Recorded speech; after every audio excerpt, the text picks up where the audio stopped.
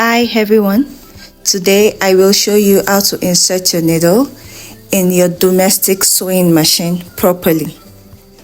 The first thing to do is to hold your needle with your left hand and then you loosen the screw to your right. Now this is the needle. Looking at the needle, you see it has a flat side and a rounded side. Always ensure that the flat side is facing the back of the machine. That is, it is facing away from you. Once you get that, just insert it back into the machine. Now looking here, you see that the machine has a stopper for the needle. Ensure that the needle gets to the stopper. Ensure it hits the stopper and then you screw it back.